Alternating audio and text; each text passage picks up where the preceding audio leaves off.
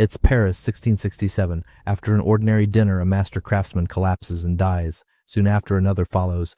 To the local authorities, it looks like a sudden, mysterious plague. But these men aren't victims of an outbreak. They are high-value defectors, lured away from a heavily guarded island by the promise of massive wealth. And they hold a state secret so dangerous, their former government threatened their families just for leaving. Today, you probably have half a dozen mirrors in your house. You don't think twice about them, but 400 years ago, that exact same reflection was a highly classified state secret. It was the center of a brutal shadow war between the two most powerful states in Europe. A single silver-framed Venetian mirror didn't just cost more than a house. It was appraised higher than an original Renaissance painting by Raphael. A flat piece of glass was worth more than a masterpiece. To control this mind-boggling wealth, one European superpower created a heavily guarded island. They instituted literal blood laws. They dispatched assassins to hunt down anyone who tried to share the secret. To understand why a mirror was worth killing for, you have to look at the unique vulnerability of the Venetian Republic. Venice had a massive problem. Its geographic isolation and total lack of natural resources meant its economic survival depended entirely on trade and high-value manufacturing. Unlike France or England, Venice didn't have sprawling, fertile farmlands to tax. They couldn't mine for precious metals in their own soil. They were a city built on a lagoon. Their power came entirely from the sea. To protect themselves from rival empires and constant external threats, they needed to maintain a dominant, heavily armed naval fleet, and fleets require immense, continuous cash flow.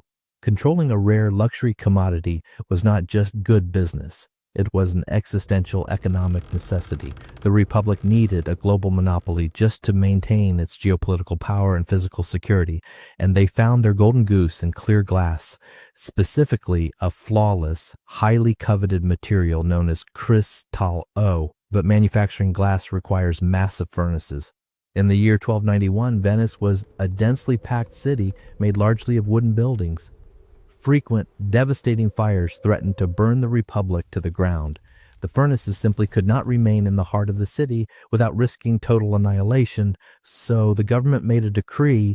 All glassmakers were ordered to move their foundries to the nearby island of Murano.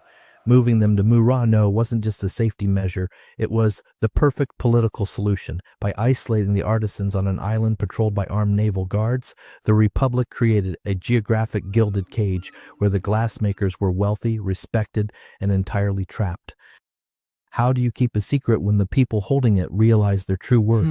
You build an apparatus of pure terror. In 1310, Venice established the Council of Ten. This secretive body eventually took over state security, enforcing severe penalties on any glassmaker who attempted to leave the Republic or share their trade secrets. By 1454, the Council of Ten escalated their control. They formalized terrifying blood laws. The rules were incredibly clear. If an artisan defected, they would be ordered back. If they refused, their families back in Venice would be imprisoned. If they still refused, assassins would be dispatched to execute them. Many modern history books romanticize this era. There's a persistent myth that the Council of Ten instantly assassinated every single artisan who left Venice. This likely originated from Victorian-era romanticization of Venetian political intrigue. The reality was far more psychological. Assassinations were actually a last resort because they were diplomatically complicated to execute on foreign soil. Instead, the council vastly preferred psychological terror. They leveraged heavy fines, threatened excommunication, and held wives and children hostage in prison cells. Many defectors eventually returned to Murano simply because they missed their families or because the suffocating psychological pressure finally broke them.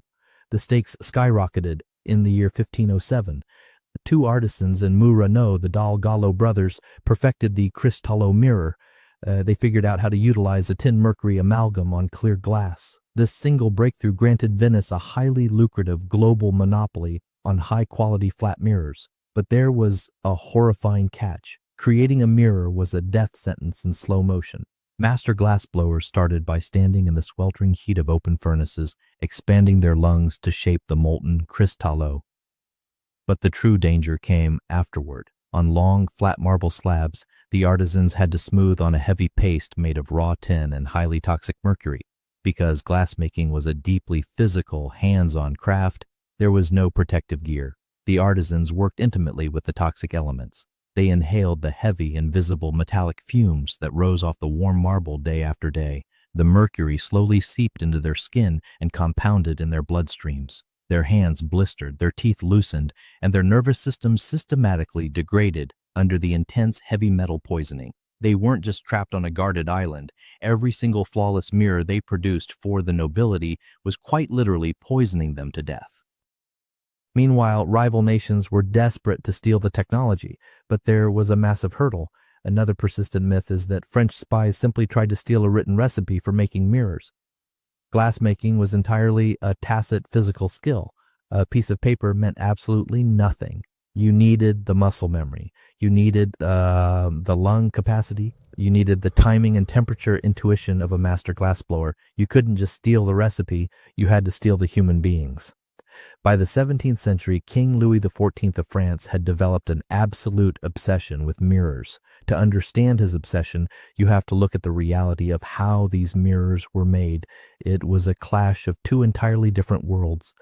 On the island of Murano, men like the master glassmaker La Motta worked in a living hell. They breathed in thick metallic fumes. They blistered their hands over roaring open furnaces. They wiped toxic mercury sweat from their foreheads just to produce a single, flawless sheet of reflection.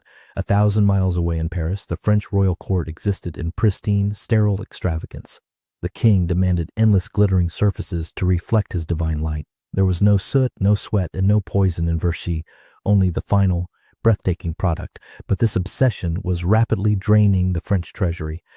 French finance minister Jean-Baptiste Colbert looked at the economic ledgers in horror. He realized that continually importing Venetian mirrors was economically unsustainable for the state.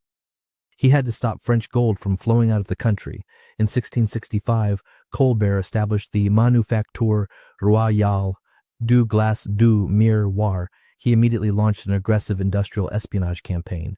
Luring and bribing these master craftsmen was a calculated macroeconomic strategy. Colbert targeted La Motta alongside several other master Murano glassmakers. The French offered these defecting Venetian artisans massive dowries equivalent to wealthy bourgeois fortunes. The only condition, they had to marry Parisian women. The French hoped local family ties would permanently anchor them in Paris. Lured by extreme wealth, La Motta and his colleagues took the bait. They defected to France. La Motta arrived in Paris expecting luxury. Instead, he found himself a pawn in a shadow war between the two most powerful states in Europe. He was isolated from his family back in Murano. He was constantly manipulated by Colbert's agents. And worse, he was actively stalked by spies working for Alvise Sagredo, the Venetian ambassador in Paris. The psychological torment was immense. The Venetian ambassadors didn't just watch from the shadows, they actively dismantled the defectors' minds. They waged a quiet, claustrophobic war inside the French workshops. Every day, the defected artisans felt the crushing weight of paranoia. Sagredo's agents would corner them in the narrow Parisian streets or slip undetected into the glassworks. The spies didn't use blades, they used whispers. They cornered La Motta and his peers, quietly insisting that their colleagues were secretly being paid significantly higher rates by the French king. They planted seeds of intense, bitter jealousy. This tactic successfully turned the glassmakers against one another. The men who had traveled together, who shared the same deadly secret in the same foreign exile, suddenly stopped trusting each other. The psychological warfare was relentless. Every shadow in Paris seemed to hide a Venetian agent, and every letter sent back home was heavily monitored or intercepted. Then the situation turned lethal. In 1667, several of the defected artisans died mysterious, sudden deaths in France. Contemporary French and Venetian officials fully believed that the Council of Ten had poisoned them. Modern medical historians still debate the exact cause. Some argue it was deliberate assassination. Others suggest it was natural death caused by the toxic cumulative mercury exposure they suffered daily on the marble slabs. But to the surviving artisans, the forensic truth didn't matter. The terror finally broke them. Following the intercepted correspondence, the constant threats to their families, and the sudden, terrifying deaths of their friends, they gave up. The survivors begged Venice for forgiveness. They fled back to the gilded cage of Murano. Venice had seemingly won the battle. They successfully terrorized their wayward flock into submission, but they lost the war. Despite the loss of the original defectors, the French had learned enough. Between 1678 and 1684, they successfully reverse-engineered the technology.